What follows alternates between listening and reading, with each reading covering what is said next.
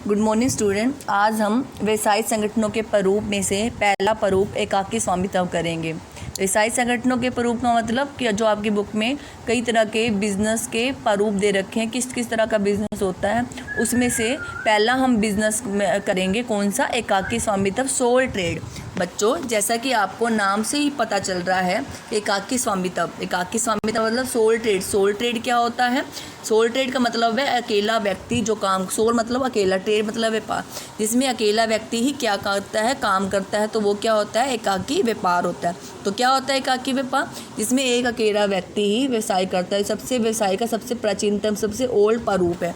ठीक है, तो इसमें क्या होता है, एकाकी व्यापार में एक व्यक्ति के द्वारा ही ये स्थापित होता है। इसको स्थापित कौन करता है? स्टैब्लिश, इसको बनाने वाला व्यक्ति अकेला ही है। वही क्या करता है, अपने घर से ही आवश्यक पूंजी लेके आता है, कैपिटल लेके आता है। कैपिटल का मतलब जो अपने घर से वो पैसा लेकर आता है बिजनेस स्थापित करने के लिए।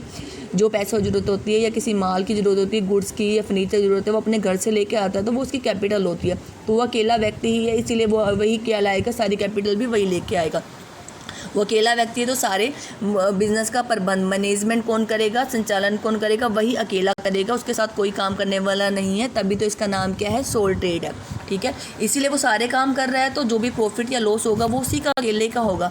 ज़्यादा प्रॉफिट होता है तभी भी उसका, कम प्रॉफिट होता है तभी भी उसका, अगर लॉस होता है तभी भी क्या रहेगा, उसका ही रहेगा। तो एकाकी व्यवसाय में क्या होता है, एक अकेला व्यक्ति सब काम करता है, सब पैसे वही लगा रहा है, सब प्रबंध भी वही कर रहा है, संचालन भी वही कर रहा है। ठीक है, तो उस व्यक्ति को क्या कहते हैं, सोल ट्रेडर, एकाकी व्यापारी कहते हैं। जो ये व्यक्ति काम कर रहा है उसको कहेंगे एकाकी व्यापारी, और उस बिजनेस को क्या कहेंगे, एकाकी व्यापार, सोल ट्रेड। ठीक है, इसकी एक परिभाषा दे रखी है, आप देख लीजिए क्या परिभाषा दे रखी है। डॉक्टर जॉन ए शुबिन के शब्दों में, एकाकी स्वामित्व वाले व्यवसाय के अंतर्गत एक ही व्यक्ति व्यवसाय का संगठन करता है, वही उसका स्वामित्व होता है, और स्वयं के नाम से ही वो व्यवसाय का क्या करता है, संचालन करता है। संचालन मतलब सारे व्यवसाय को वही चला रहा है।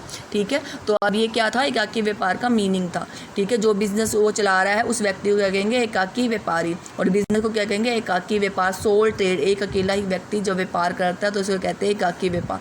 ठीक है, तो अब इसमें आगे इसकी फीचर देख लेते हैं। क्या देख लेते हैं, विशेषता देख लेते हैं। तो सबसे पहले विशेषता क्या है, एकाकी स्वामित्व। जैसे कि नाम से पता चल रहा है, उसी व्यक्ति का क्या हो रहा है, स्वामित्व हो रहा है, कि अकेले व्यक्ति का हो रहा है। जो भी व्यवसाय की सारी संपत्तियां हैं, जो व्यवसाय के सारे साधन है, उस पर उसी अकेले व्यक्ति का ही अधिकार होता है। ठीक है, सेकंड पॉइंट क्या है, एकाकी प्रबंध। तो जो भी बिजनेस का सारा प्रबंध करना है, मैनेजमेंट करनी है, वो अकेला व्यक्ति कर रहा है, जो वो मालिक है।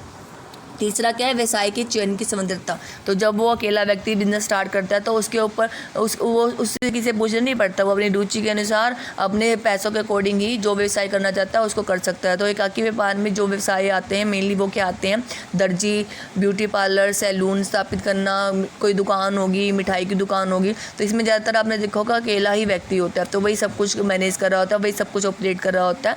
ठीक है, तो उसके सामने चयन की सुविधा होती है, वो जिस बिजनेस को क्या कर सकता है, चूज़ कर सकता है। अगर वो सोचता है कि भविष्य में मेरे से ये काम नहीं हो पा रहा, मैं कोई और बिजनेस करूँ, तो वो पिछले बिजनेस को बंद करके नया बिजनेस स्टार्ट कर सकता है। तो उसके वो अकेला व्यक्ति, उसे किसी से पूछने की जरूरत नहीं होती, इसलिए वो स्वतंत्र है। नेक्स्ट क्या है, गोपनीयता, सिक्रेसी। क्या रहती है, गोपनीयता रहती है, क्योंकि सब सारे डाटा उसी के पास है, सारे प्रबंध भी वही कर रहा है, सारे अकाउंट भी वही देख रहा है, तो उसको किसी के साथ डिस्कशन करने की जरूरत नहीं है। उसके जो भी डिसीजन है वो क्या रहते हैं, सीक्रेट रहते हैं। ठीक है, इससे उसको बहुत सारा फ़ायदा मिलता है। ठीक है, जब दो पार्टनर होंगे, एक को बताना पड़ेगा मैं ये करने वाला हूँ, तो दूसरा शायद उस बात को लीक ना कर दे।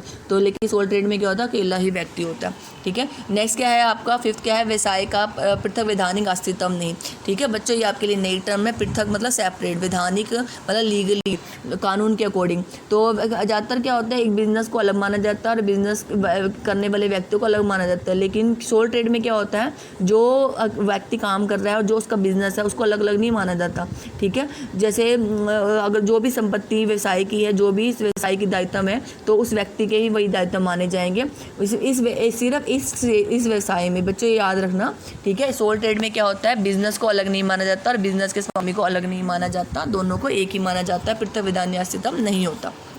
ठीक है, नेक्स्ट है बच्चों, असीमित दायित्व। ये चीज़ बच्चों आपके लिए बड़ी इंपॉर्टेंट है, नई भी है। ठीक है, ये बार बार आएगी भी। तो क्या है, असीमित दायित्व, अनलिमिटेड लायबिलिटी। लिमिटेड सीमित, अनलिमिटेड जो सीमित नहीं है, अनलिमिटेड लायबिलिटीज होती है देनदारी। तो सीमित दायित्व का मतलब है कि अगर कोई व्यवसाय में लॉस हो जाता है या हानियाँ होती हैं या कोई देनदारियाँ बढ़ जाती हैं और व्यवसाय में पैसे नहीं उस देनदारियों को देने के लिए, तो जो भी हमारा लेनदार है वो क्या करेगा, उस व्यवसाय की संपत्तियाँ तो ले ही लेगा, साथ में क्या कहेगा, उसको कहेगा कि आप अपने घर से भी इसको पेमेंट करो। तो सीमित दायित्व में क्या होता है, वो व्यक्ति जो व्यवसाय का स्वामी है वो क्या करता है, अगर व्यवसाय में हानि हो जाती है तो अपने घर से भी संपत्तियों का प्रयोग करके वो व्यवसाय के जो भी दायित्व है, जो भी लायबिलिटीज है उसको भुगतान करेगा, अपने घर से भी पैसा लेकर आएगा। ठीक है, नेक्स्ट पॉइंट क्या है आपका, नेक्स्ट है आपका 7वां पॉइंट क्या है, कुछ विशेष व्यवसायों के लिए उपयुक्त है, तो मैं आपको बता ही चुकी हूँ, जैसे कृषि के लिए, एग्रीकल्चर, सिलाई के काम के लिए, मिठाई की दुकान के लिए, ब्यूटी पार्लर आदि के लिए ये व्यवसाय क्या होता है, उपयुक्त होता है, क्योंकि इसमें व्यक्तिगत सतर्कता चाहिए होती है। ठीक है, और व्यक्तिगत सेवा सामने उसके व्यक्ति के सामने कस्टमर के बिल्कुल रूबरू होकर हमें सेवा देनी पड़ती है, इसीलिए इस व्यवसायों को ज़्यादातर संचालन कैसे होता है, एक ही व्यक्ति के द्वारा होता है। अगर आप इसको